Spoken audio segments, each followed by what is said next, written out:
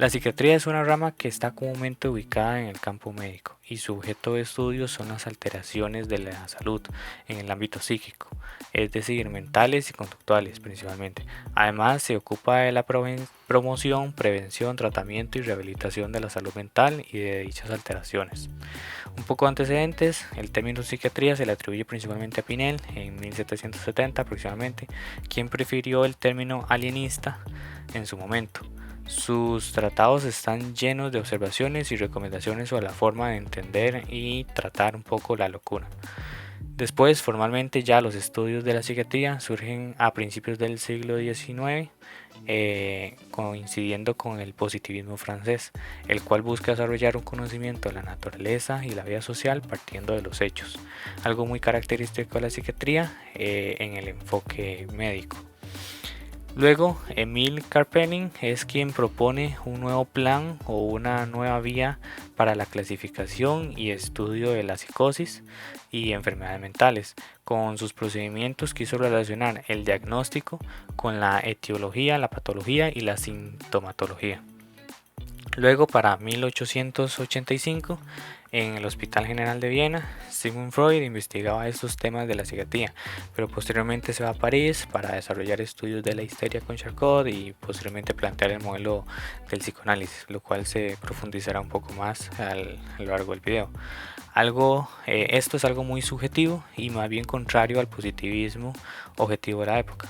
Sin embargo, aquí es donde se enlaza la psiquiatría con la psicología y no solo ya se ve como desde un ámbito médico.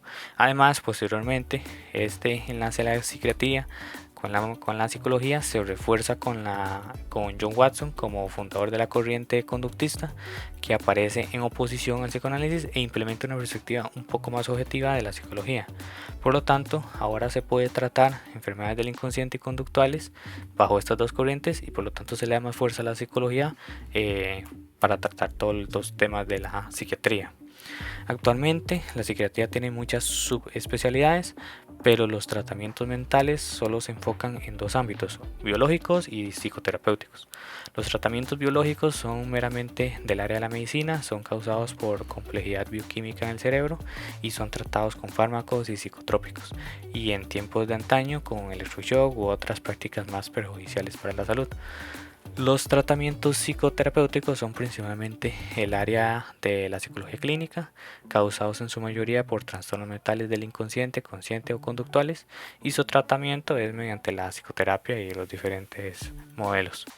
Es en base a la perspectiva arcaica de la psiquiatría de la psiquiatría médica y los métodos de tratamiento perjudiciales y agresivos que surge la antipsiquiatría. La antipsiquiatría es un movimiento crítico en el campo de salud mental que surge en el siglo XX como una respuesta a las prácticas y enfoques tradicionales de la psiquiatría, ya que entre las décadas de 1930 y 1950 se popularizan en Estados Unidos procedimientos médicos muy graves como el electroshock y la lobotomía, que consiste en cortar conexiones del lóbulo frontal. También se cuestiona la medicalización excesiva debido a que estamos en la edad de oro de los psicofármacos y surgen algunos muy fuertes como el llamado clorpromazina. Por estas razones, el movimiento como tal se origina en 1967 cuando el psiquiatra David Cooper acuña el término como una respuesta a las prácticas opresivas y deshumanizadoras en la atención psiquiátrica de esa época. Las condiciones en los hospitales psiquiátricos eran a menudo inhumanas y los tratamientos incluían, como se describió anteriormente, terapias invasivas y estos medicamentos. Por eso es importante que revisemos cuáles son los postulados principales. El primero es el cuestionamiento de la enfermedad mental, ya que los antipsiquiatras cuestionan la idea misma de enfermedad mental, sostienen que muchas veces se etiquetaba como enfermo mental a aquellos a quienes simplemente tenían una situación difícil o una forma alternativa de vivir, por lo que afirman que los diagnósticos psiquiátricos son etiquetas estigmatizadoras aplicadas a personas cuyas conductas molestan u ofenden a la sociedad. Por eso también rechazan totalmente la medicalización excesiva, se oponían a esta tendencia de medicalizar todos los problemas psicológicos y emocionales y argumentaban que esto minimizaba las causas sociales y contextuales de los problemas mentales y simplificaba soluciones complejas.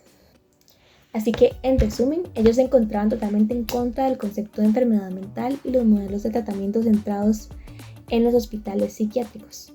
ya que son considerados como productores de violencia y exclusión y no permiten la recuperación y la reinserción afectiva del paciente en la sociedad. En lugar de esto, se propone la creación de nuevos modelos de atención de salud mental que sean más humanos y respetuosos de los derechos y necesidades de los pacientes, por lo que afirman que en lugar de centrarse en estos medicamentos y terapias invasivas, es mejor optar por métodos terapéuticos que enfatizarán la comunicación, la empatía y la comprensión de la experiencia individual. Además afirman que la locura abunda dentro y fuera de los manicomios, ahora llamados hospitales mentales. Lo que se cuestiona en base con todo esto es la veracidad científica de categorizarla y tratarla como una enfermedad legítima tan curable como una apendicitis o una neumonía. Sus principios son muy variados y muy controvertidos. Uno de ellos es que la enfermedad mental, como se dijo anteriormente, no es una realidad objetiva de comportamiento bioquímica, sino es una etiqueta negativa o una estrategia para lidiar con un mundo loco. La locura tenía su propia verdad y la psicosis, en tanto que era un proceso de curación, no se debía suprimir farmacológicamente y se veía a la psiquiatría como una institución represora e incompatible con los principios de una sociedad democrática y libre, por lo que debía ser abolida. En el siglo XX, el médico austriaco Sigmund Freud plantea el psicoanálisis, un enfoque novedoso para el tratamiento de individuos con sufrimientos o dolores psíquicos diversos, siendo estos afectos displacenteros que pueden conceptualizarse como la angustia, la culpa, el duelo o el goce. Tomando en cuenta el artículo titulado Dualidad del síntoma en el psicoanálisis, escrito por Jerez en el 2022, en la medicina el síntoma hace signo para el médico y en la medicina psiquiátrica el síntoma se relaciona con una norma mental alterada que ha sido definida desde una construcción discursiva de acuerdo a la época y se proclama como verdadera. En la medicina, la respuesta al síntoma reside en su medicalización, pues pretende desaparecer aquello considerado como anómalo o trastornado. En el caso del psicoanálisis, a medida que se desarrollan los textos, Freud añade diversos elementos para la comprensión de este. En el sentido de los síntomas, afirma que es posible traducir los síntomas porque están regidos por las leyes de desplazamiento y condensación y que la supresión del síntoma es su traducción, la cual procura la significación del mismo. De esta forma, Freud no apuesta por la desaparición del síntoma, sino que el objetivo es que quien lo sobrelleva obtenga un plus de verdad sobre su subjetividad al producir la significación del mismo. Este significado es al principio ajeno, ya que le compete al inconsciente, pero al procurar la respuesta a los enigmas que genera, es posible acceder a ese saber no sabido. En los caminos de la formación del síntoma pasa a poner el acento, más que en el sentido de los síntomas, en la formación de estos. Esta formación resulta de un conflicto, de una lucha entre el saber no sabido del inconsciente versus la satisfacción pulsional, que debe conducirse hacia la transferencia para su desenlace. En la inhibición, síntoma y angustia se establece que el síntoma es la formación sustitutiva o de compromiso vinculada a la represión y castración, por lo que se dice que es el indicio y sustituto de una satisfacción pulsional interceptada. Es un resultado del proceso represivo asociado al hecho. Finalmente, en Moisés y la religión monoteísta, la formación del síntoma es el resultado del conflicto entre la represión anudada y la castración contra la pulsión que pierde satisfacción. Es pues un retorno de lo reprimido. Será preciso que el psicoanalista, a través de la transferencia y por el don de la escucha y la palabra del otro, logre el reencadenamiento de los significantes, opere en la traducción del síntoma allí donde el deseo enmascara la pulsión y que la operación de la presión o del retorno de lo reprimido permitan el venamiento de la pulsión. Para Freud, los síntomas, al igual que los sueños, revelan aquello que estructura la subjetividad, malla del lenguaje y trauma, síntoma y fantasma, formación del inconsciente y pulsión, y en suma, el deseo y el goce.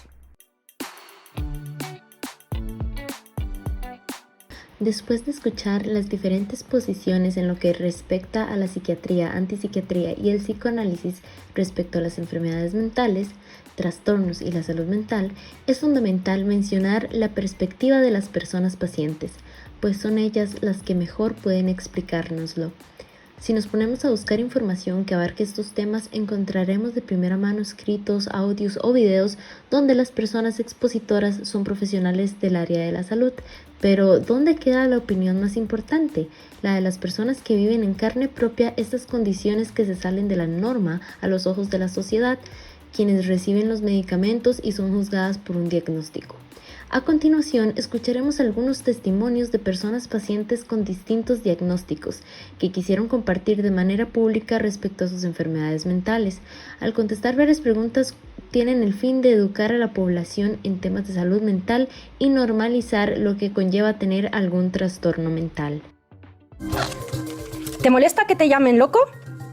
Me molesta la palabra loco, me molesta ido, maníaco, me molesta toda palabra que atente contra la dignidad de la persona. No me gusta sinceramente ni que me llamen enfermo mental ni loco, porque yo creo que ante todo somos personas. Gracias a una serie de cosas he aprendido a defenderme y gracias al haberme superado y haber superado parte del estigma, soy capaz de decir, sí, soy loco, ¿y qué?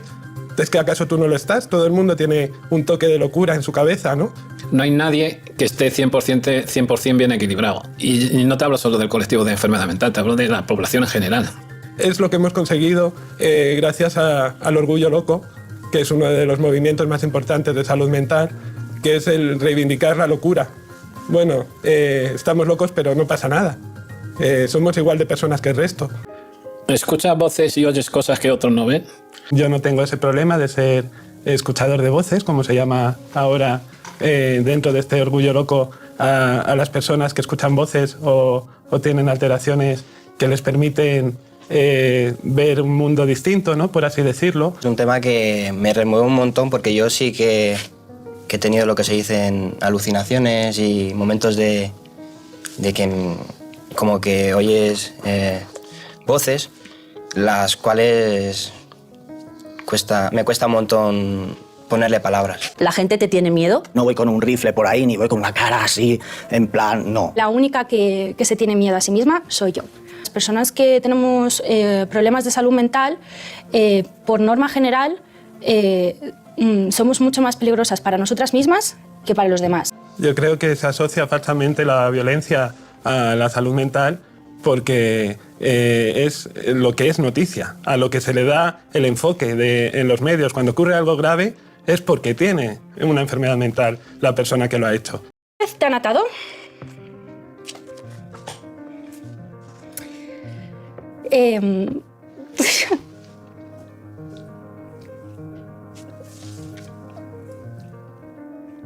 Tranquila, luz.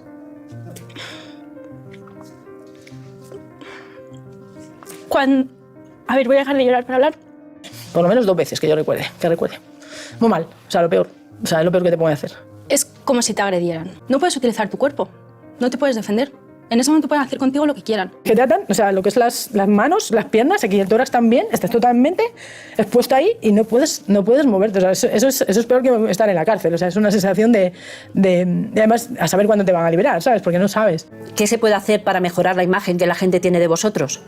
Muy importante la visibilización, la normalización. Este tipo de programas son geniales y creo que también es muy importante la educación. Pues precisamente esto que estamos haciendo, dar la cara, salir del armario de la enfermedad mental, para que vean que, pues es que somos como los demás. Informar, hay mucha gente que ni siquiera sabe que tiene una enfermedad mental o convive con gente que tiene enfermedades mentales que no lo sabe, y creo que lo primordial es educar. Yo creo que hay que educar a la gente en la aceptación de la diversidad, ¿no? Porque es lo importante, saber que todos somos personas, que todos somos iguales, todos somos distintos.